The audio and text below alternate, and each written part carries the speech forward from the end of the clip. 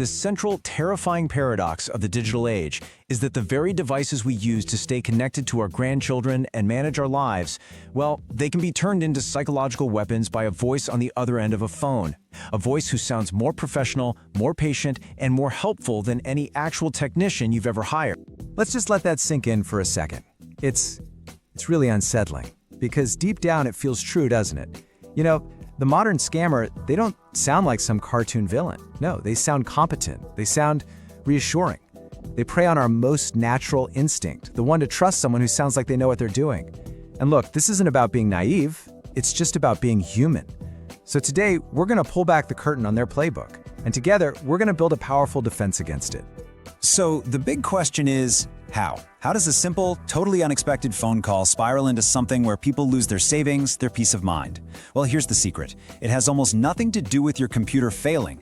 It's all about a carefully orchestrated psychological performance. And just like any good play, it follows a script. All right, so here's our game plan. First, we're going to break down what I call the professional deception. We're going to look right at the scammer's script. Then we'll get to the good part, the always fraud rule, which is the key to shutting them down. After that, we'll lay out your digital fortress strategy with some real, practical things you can do.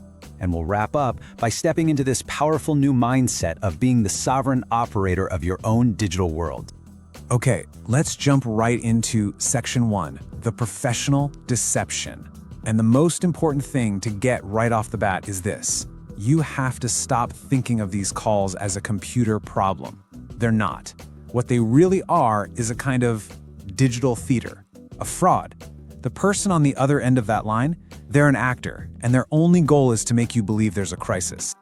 I mean, just think about it for a second. Back in the day, if something went wrong, a technician would actually show up at your house. You could see them, you could see the machine. Your trust was built on their physical presence. But now, we're dealing with a voice on the phone.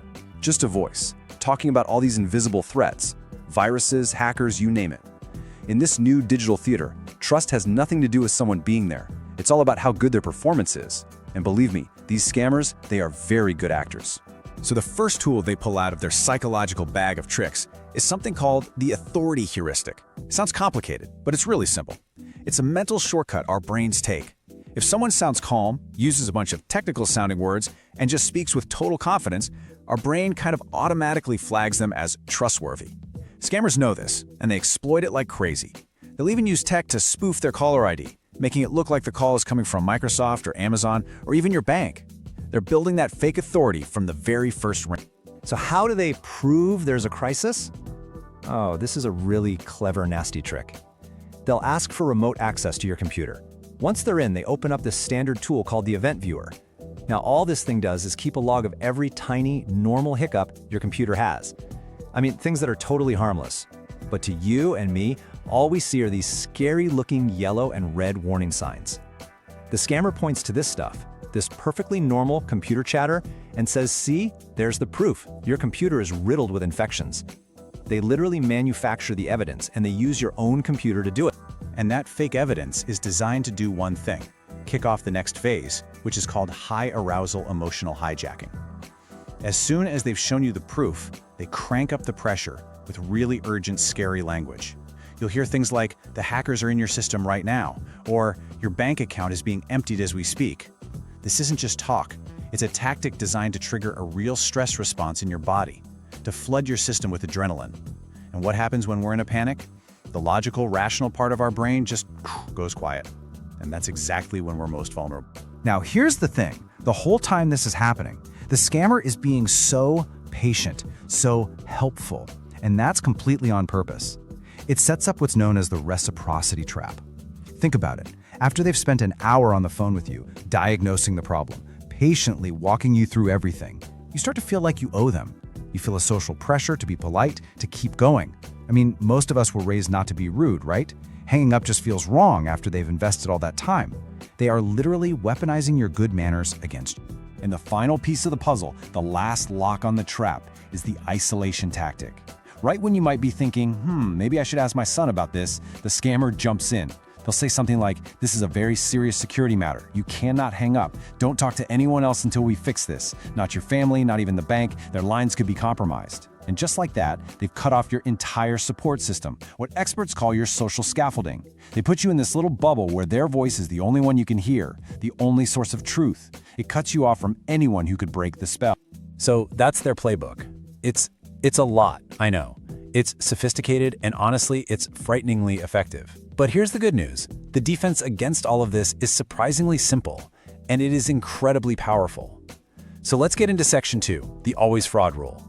This is the one single principle that just cuts through all that noise and complexity. Okay, listen closely because this is the most important thing you'll hear today. The one rule that protects you completely is this: Outbound Tech Support is always fraud. Let me say it again so it really sinks in. Outbound Tech Support is always fraud. Real companies, Microsoft, Apple, Amazon, your bank, they will never, ever call you out of the blue about a problem with your computer or your account. It just doesn't happen. So if you get a call like that, an unsolicited call, it's a scam.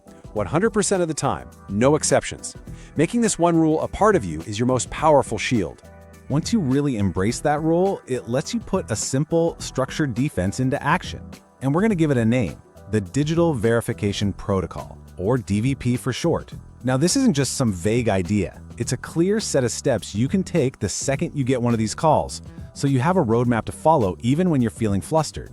The DVP is super easy to remember. It just has 3 parts. Part 1, they hang up and callback roll. You just end the call. Doesn't matter how polite they are, how convincing they sound, hang up. Part 2, the no remote access mandate. This is a big one. You never, ever, ever give a stranger control of your computer. And Part 3, the third-party circuit breaker. That just means you always talk to someone you trust, a family member, a friend, before you do anything. These 3 steps, they absolutely shatter the scammer's script. All right, on to Section 3, your digital fortress strategy. Because look, knowing the protocol is one thing, right? But turning it into a reflex, an automatic habit, that's the real goal. This part is all about building that muscle memory so you become a really hard target. Think of these as practical drills for your digital life. So, we're going to focus on 4 key shifts in our behavior.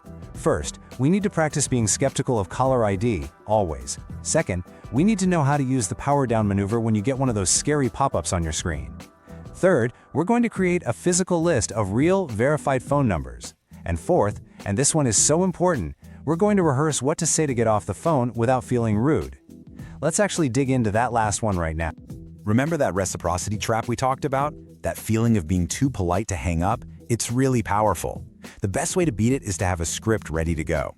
You should actually practice saying these out loud. Things like, "Thank you, but I'm going to handle this myself." Or, "I do not authorize remote access to my computer." And this one's great. "I will contact the company myself using the number on my official statement." Just saying them a few times right now makes them feel more natural. It gives you the words you need to end the conversation on your terms. And that brings us to our final and maybe most important section, becoming the sovereign operator. This is all about a huge shift in your mindset. It's about starting to see that in this digital world, being cautious isn't a sign of fear. Not at all. It is a clear sign of confidence. I want you to really let this next idea sink in. Legitimate help is never urgent. It just isn't. Real companies do not use high-pressure sales tactics. They won't demand you do something right now. They don't try to make you panic. Urgency, that is the fuel that every single scam runs on. So if you feel that knot in your stomach, if you feel rushed, that feeling itself is the biggest red flag you can get. A real problem can always wait for you to check things out calmly on your own time. Your computer, your phone, all of your online accounts, think of it all as your digital home. You own it, you control it, you decide who gets invited in. Nobody has the right to just demand access. When you start thinking of yourself as the sovereign operator of this space, well, it's incredibly empowering. It puts you right back where you belong, in the driver's seat. So if we were to boil everything we've talked about down to its absolute core, it would be this. The problem is a manufactured crisis, one that starts with an unexpected phone call. And the solution is your calm, practiced response, the digital verification protocol. You don't need to be a tech genius, you just need to have a good policy. And now, it's time. Time to take your very first concrete step as a sovereign operator. We're not just going to talk about this stuff, we are going to put it into practice right now with one tiny, simple action that can make a massive difference. So, here's your mission should you choose to accept it. As soon as we're done here, I want you to find the official verified support number for your main bank. Now, don't just Google it. Look on the back of your debit card or find it on an official paper statement. Then write that number down on a sticky note, a little piece of paper, whatever, and put that physical piece of paper right next to your computer or your phone. This is the very first brick you're laying in your digital fortress. It means that if you ever need to call your bank, you'll be using a number you know is real, not one some stranger gave you. Please take this one small step today. It is a powerful first move that says, I'm in control.